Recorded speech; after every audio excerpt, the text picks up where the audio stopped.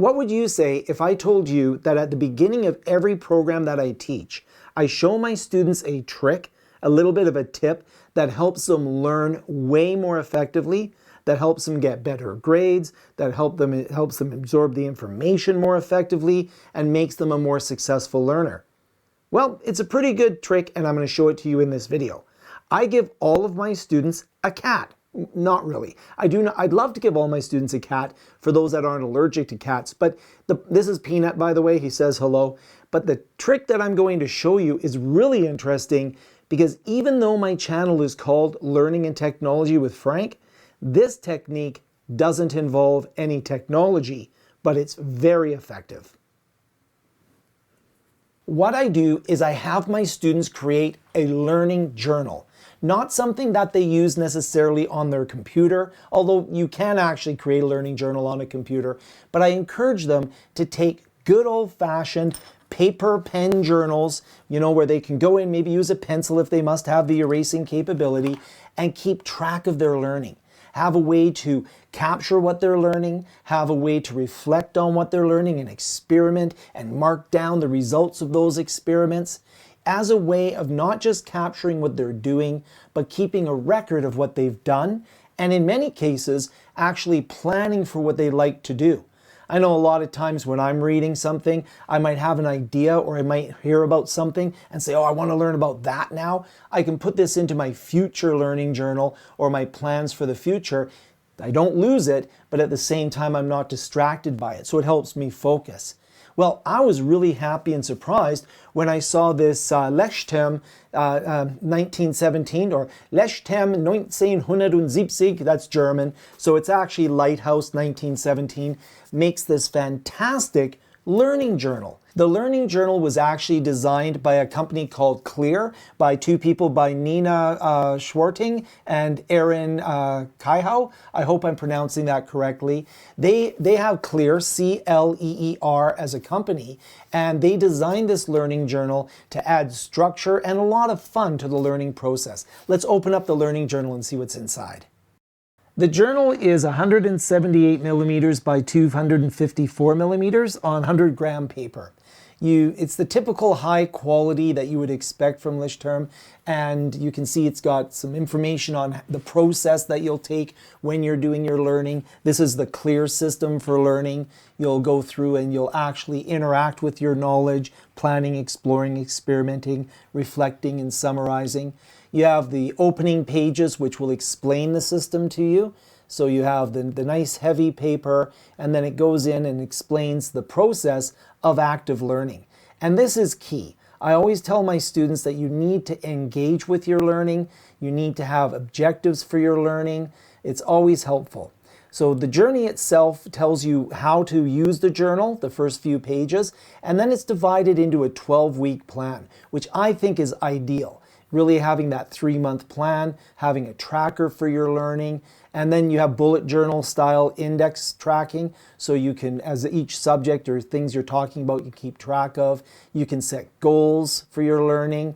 You get some motivational quotes in there, and there's information on what it means to be an active learning and really focus on not having a forgetting curve. You want a retention curve around planning, exploring, experimenting, reflecting, and then we start going week by week.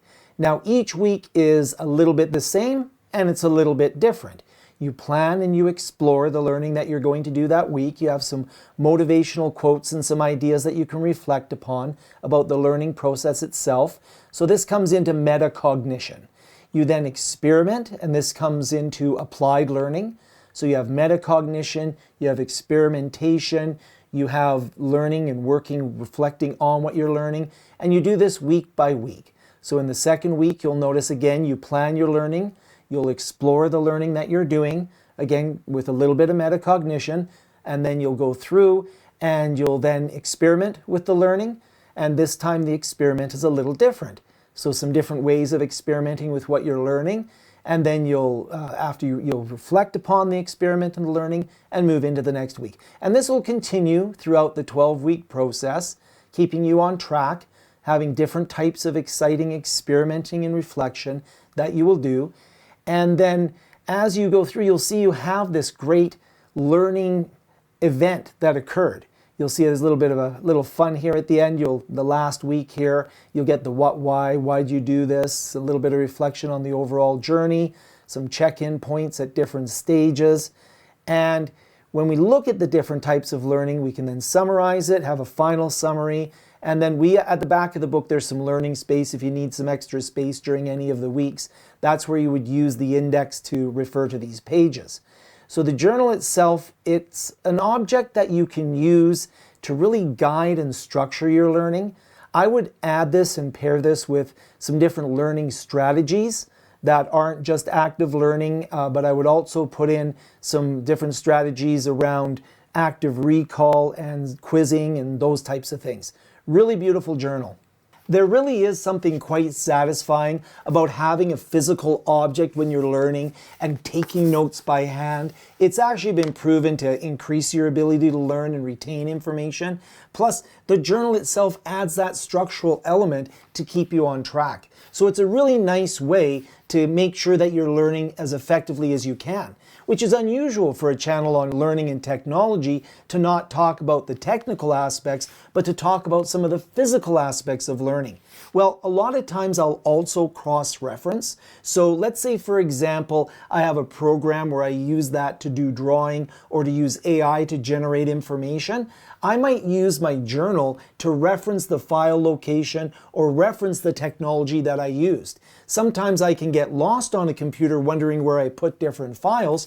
This actually acts not only as a reflective physical learning journal, but I can also reference different things from this journal, like a book that I have or a piece of technology or a file, whatever the case may be. So don't be afraid to blend the world together, just add some structure to it to maintain focus and get the best results.